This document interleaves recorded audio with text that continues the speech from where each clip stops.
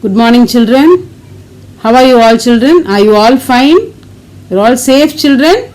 Okay, did you all watch the last week's lesson, children? Did you understand the lesson? Did you all write the test, children? Did you play the Kahoot?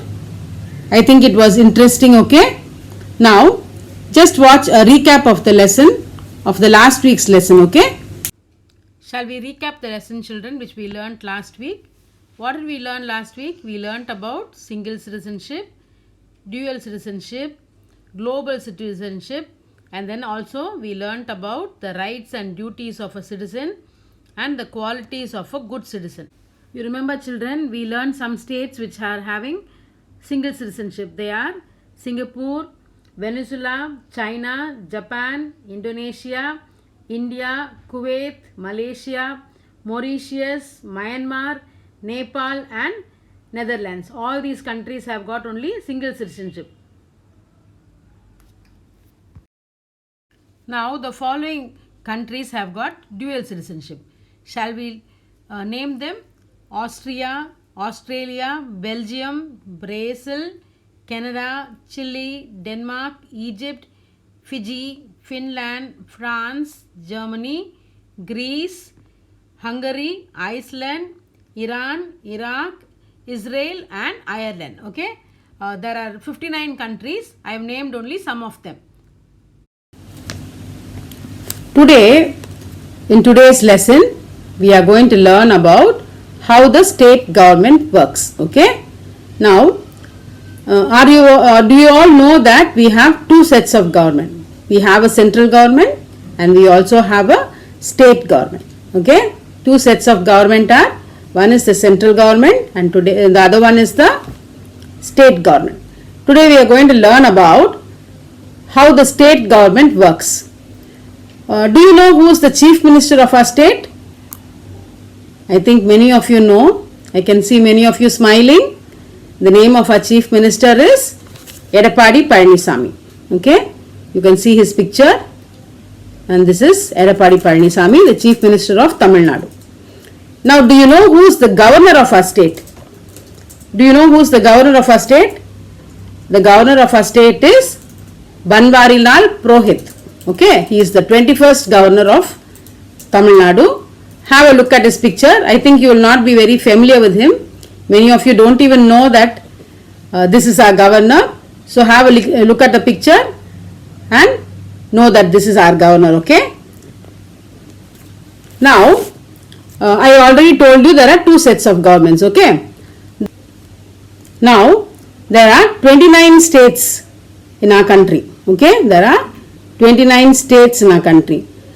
Just have a look at the picture. You will be able to identify all the 29 states.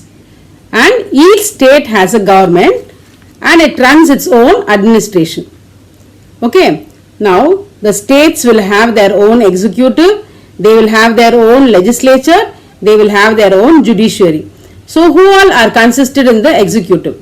The executive consists of the governor, the chief minister and his council of ministers. Okay.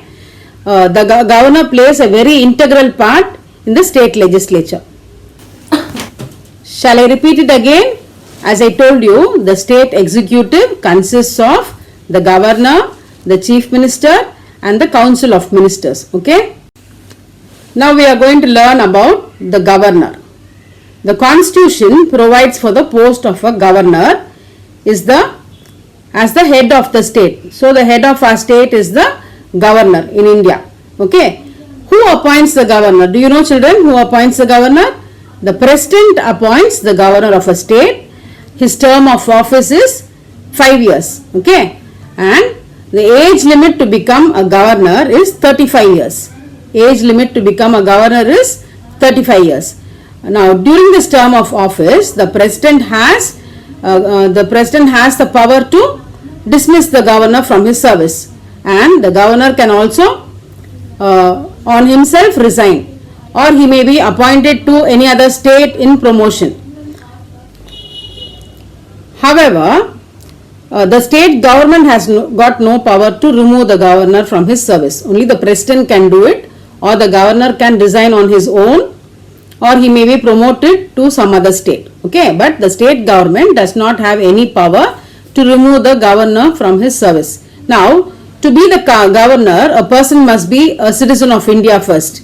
Then he must have completed 35 years of age. Then he cannot be a member of the parliament or the state legislature, and he cannot hold any office of profit. He cannot do any business, he cannot do any other work, and he cannot do any other office of profit. He cannot become the head of any office of profit. Okay, all these describe the governor. Now I am going to teach you about the powers and the functions of the governor. The governor is the chief executive in a state. Now all the executive powers of the state are vested upon him and decisions are taken in his name. He appoints the chief minister and his council of ministers. He makes some important appointments of the state government, such as the Advocate General, Chairman, members of the State Public Service Commission and others.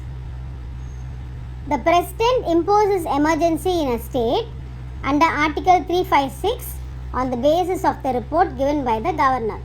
The Governor also acts as the Chancellor of all the state universities. The Governor summons the sessions of the state legislature and he has the power to dissolve the legislative assembly. Money bills can be introduced in the state legislative assembly only with the approval of the governor. The governor may nominate one member of the Anglo-Indian committee. If there are Anglo-Indian members in the state, he can appoint one of them as a member of the legislative assembly. And the annual budget of the state government is laid before the legislature only with the approval of the governor. The governor gives his consent to all the bills passed in the legislative, including money bills. The contingency fund of the state is also placed at the disposal of the governor. The money bills will have a value only if the government signs the money bill. Okay. All these are the functions and powers of the governor.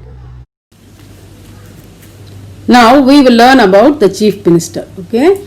As I already told you, who is our chief minister, children? Edappadi Palanisamy is our chief minister. Now we all know that the governor appoints the chief minister. Now how does the governor appoint the chief minister? Now suppose a state is having an election and many parties contest in the election. There are opposite parties, ruling party, minorities, all of them, they compete in an election. So the majority party wins. So the majority party will select a member to become the chief minister. Okay. The chief minister does not have any term of office. As long as he gets the support of his MLAs, he can remain the chief minister unless the party is dissolved on any circumstance, in any circumstance. Okay. So he will remain in service till he has got all the support of the MLAs. Once he loses support of his MLAs, automatically he will lose his position. Suppose the chief minister has to resign, his council of ministers will also be removed from service. Understand, children? Once the chief minister resigns or his power is dissolved, all the MLAs who belong to his party will also have to resign and leave the party. So, to become the chief minister, he must be a member of the parliament.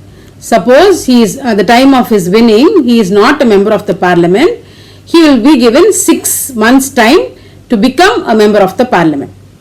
This is all about the chief minister. Now I am going to teach you about the powers and the functions of the chief minister. The chief minister is the chief administrative of the state and all major decisions of the state government are taken under his leadership. The chief minister plays an important role in the formation of the council of ministers. On the advice of the chief minister, the governor will appoint the other ministers. The chief minister supervises the activities of different ministers and advises them accordingly. He also coordinates the activities of different ministries. The Chief Minister plays an important role in making policies of the state government. He has to ensure that the policies of the government do not go against public interest. His voice is final in policy decisions of the state government. The Chief Minister plays an important role in making higher appointments of the state government. The Governor appoints different higher officials of the state government on the advice of the Chief Minister and the Council of Ministers. That's all for the lesson today, children. I hope you understood the lesson. Go through the lesson carefully and then write your test, okay? Understand the questions properly and give the correct answer. Goodbye. Have a nice day, children. Thank you.